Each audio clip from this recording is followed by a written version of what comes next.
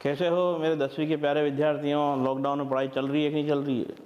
ढंग से पढ़ाई करो और जो भी पढ़ाया गया है ऑनलाइन क्लासों में उसे ज़्यादा से ज़्यादा रीड करने की कोशिश करो, क्योंकि नेक्स्ट में कभी भी एग्ज़ाम तुम्हारे हो सकते हैं और उन एग्ज़ामों में जो बचे हुए पेपर है उसमें ज़्यादा से ज़्यादा नंबर गेन करने के लिए हमने जो पढ़ाया है उसको और अधिक प्रकार से पढ़ते जाओ और रटते जाओ और उसको कंठस्थ करो। हमने पिछले जो वीडियो है उसमें राष्ट्रकूट वंश का आधा भाग किया था। राष्ट्रकूट वंश में हम ने बात की थी सुलेमान की। सुलेमान अरब यात्री है और सुलेमान अरब यात्री जब हिंदुस्तान आता है तो यहाँ पर राष्ट्रकूटों का शासन है और राष्ट्रकूट शासक को अरब जो धारावर्ष शासक है यहाँ का, सॉरी अमोघ वर्ष जो शासक है, अमोघ वर्ष की तुलना इसने विश्व के 4 महान सम्राटों में अपनी पुस्तक में की थी। उस पुस्तक का नाम हमने आपको उस वीडियो में लिखवाया था कि अखबार सिंध वाला उल हिंद नामक पुस्तक है। उस पुस्तक में उसने उसका जिक्र किया था कि विश्व के महान 4 सम्राटों में अमोघ वर्ष जो है वो राष्ट्रकूट शासक है। आप इसका एक बार स्क्रीनशॉट ले लीजिए ताकि आपको लिखने में आसानी रहेगी।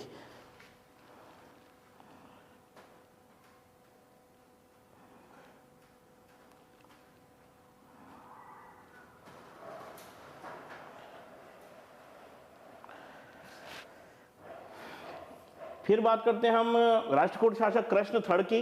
कृष्णथड़ और इंद्रथड़ 2 राष्ट्रकूट शासक हैं। दोनों ने कन्नौज के शासक, देखिए मैंने आपसे बात की थी कि त्रिपक्षीय संघर्ष प्रारंभ हुआ है। त्रिपक्षीय संघर्ष प्रारंभ होता है कन्नौज के लिए और प्रारंभ करते हैं गुर्जर प्रतिहार।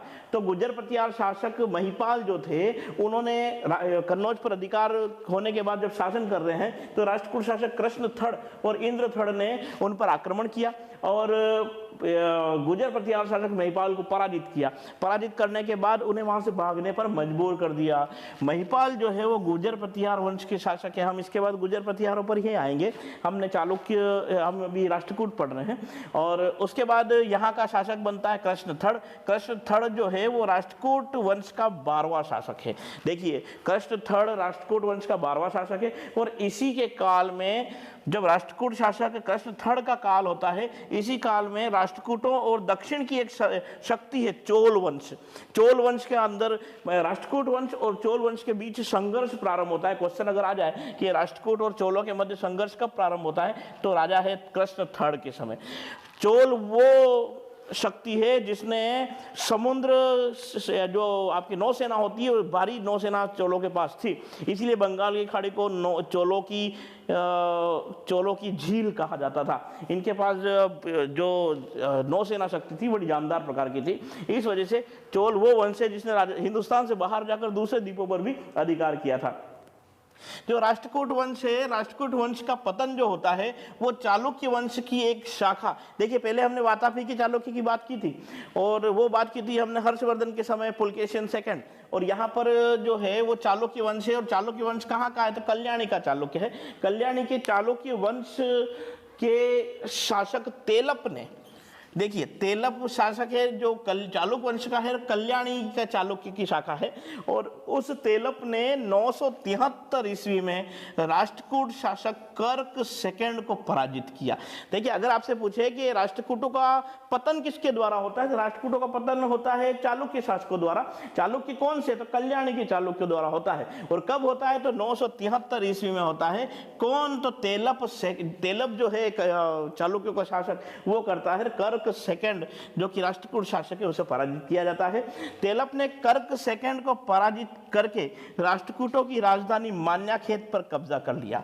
देखिए और जब मान्याखेत पर कब्जा कर लिया तो उन्हें वहां से भागने पर मजबूर होना पड़ा और इसी के साथ ही राष्ट्रकूटों का वंश जो है वो बैकफुट पे चला गया, पृष्ठभूमि में चला गया। उसके बाद वो कभी भी उभर कर सामने नहीं आ पाए। तो तेलप ने कर्क सेकंड को हराया और मान्याखेत जो कि राष्ट्रकूटों की राजधानी है उस पर कब्जा किया है। अब राष्ट्रकूट शासकों के धर्म की बात करते हैं तो ये राष्ट्रकूट शासक जो थे वो वैदिक धर्म के उपासक थे, हिंदू धर्म के उपासक थे और उन्हीं की पूजा वो करते थे। साथ ही इन्होंने अपने समय में भव्य मंदिरों का निर्माण करवाया। एलोरा की गुफाओं में जो हमने बात की थी कैलाशनाथ मंदिर का निर्माण जो कि राष्ट्रकूटों के समय हो रहा है और वो भव्य मंदिरों का निर्माण राष्ट्रकूट करवाते हैं। राष्ट्रकूटों ने अपने समय में संस्कृत और कन्नड़ साहित्य को बल दिया, प्रोत्साहन दिया। इनके कारण ही कन्नड़ और संस्कृत भाषा का विकास दक्षिण भारत में वृहद स्तर पर होता है। अरब यात्री जो हैं, जैसे कि हम सुलेमान की बात करते हैं, अरब यात्री जो हैं वो राष्ट्रकूट शासक को बलहरा कहते थे, कई जगह पे बलराज भी कहा गया है। राष्ट्रकूट शासकों को कौन कहता है? तो अरब यात्री कहते हैं।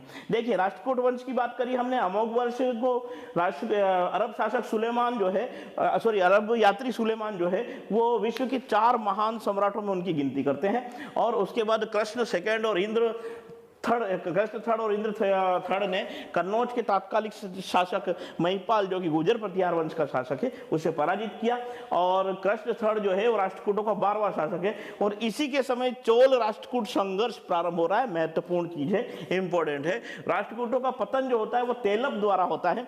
तेलप चालुक्य वंश का शासक है। और चालुक्य कौन से? तो कल्याणी के चालुक्य है। कल्याणी के चालुक्य के बाद कब होता है? 973 ईस्वी में हो रहा है। फिर आप देखिए, राष्ट्रकूट शासक कर्क सेकंड जो है उसे पराजित करता है तेलप, और उसकी राजधानी मान्याखेत पर कब्जा करता है। राष्ट्रकूट जो है वो वैदिक धर्म के उपासक हैं, प्रबल समर्थक है, और कन्नड़ साहित्य और संस्कृत साहित्य के भी समर्थक है। अरब यात्री जो है उन्हें बल्लार कहते हैं या बल्लराज कहते हैं। बाद में बात करते हैं हम दोस्तों गुर्जर प्रतिहार शासकों की। इसके बाद जो वंश है वो गुर्जर प्रतिहार वंश है। गुजरात प्रदेश में अधिकार होने के कारण इन्हें गुर्जर प्रतिहार कहा जाता है। गुर्जर प्रतिहार के बाद, क्योंकि ऐसा कहते हैं कि जब मुनि वशिष्ठ ने माउंट आबू पर्वत पर नक्की झील के किनारे एक हवन किया, उस हवन में से 4 जातियां निकली थी, प्रतिहार, परमार, चालुक्य और चौहान। 4 जातियां जो निकली है उसमें से प्रतिहार जाति भी निकली है। ऐसा कहते हैं गुर्जर प्रतिहार इसलिए कहा गया प्रतिहारों को क्योंकि गुजरात का क्षेत्र पर उनका अधिकार था। इनका मूल पुरुष हरिश्चंद्र नामक व्यक्ति को माना जाता है। और ऐसा कहते हैं कि इनका जो उद्भव है वो यज्ञ में से सबसे पहले हुआ था। प्रतिहार शब्द जो है उसका अर्थ होता है द्वारपाल, तो इसीलिए कहा जाता है कि ये द्वारपाल की भूमिका अदा करते थे।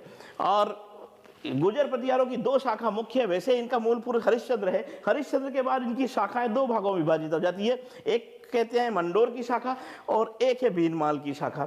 मंडोर की शाखा छोटी शाखा है, कम समय में शासन किया है इसने, और इस शाखा का संस्थापक जो है वो रज्जिल है। और इस शाखा का जो अंत होता है वो अंत होता है इंदा प्रतिहार से। देखिए, इंदा जो है, इंदा का नाम शायद इसमें नहीं आएगा पर मैं बता दूं आपको, इंदा प्रतिहार ने अपनी बेटी का विवाह, अपनी बेटी चांद कुंवर का विवाह, इंदा प्रतिहार जो है उसने अपनी बेटी चांद कुंवर का विवाह जोधपुर, ये जो इस क्षेत्र का शासक है उस शासक से किया। और उस समय मंडोर गुर्जर प्रतिहारों के पास ही था। और वो शासक है चूड़ा, जो राव चूड़ा है, उनसे चांद कुंवर का विवाह करवाया। और इंदा प्रतिहार ने मंडोर उन्हें दहेज में दे दिया। मंडोर को दहेज में देते ही ये जो छोटी शाखा है ये समाप्त हो गई कि गुर्जर प्रतिहारों की छोटी शाखा समाप्त। क्यों? क्योंकि उसका जो स्टार्ट का शासक है, प्रारंभिक शासक है, वो रज्जिल है। और हरिश्चंद्र के इस शाखा का, दोनों शाखाओं का संस्थापक हरिश्चंद्र है। हरिश्चंद्र को ब्राह्मण कहा गया है। और इसके इस शाखा के अंतिम शासक इंदा प्रतिहार ने अपनी बेटी का विवाह किया, अपनी पुत्री का विवाह किया राव चूड़ा से, और मंडोर दे दिया दहेज में। ये शाखा समाप्त। इसके बाद दूसरी शाखा भीनमाल की शाखा, ये बड़ी शाखा है, लंबे समय तक इसने शासन किया है। इसका संस्थापक माना जाता है नागभट्ट फर्स्ट।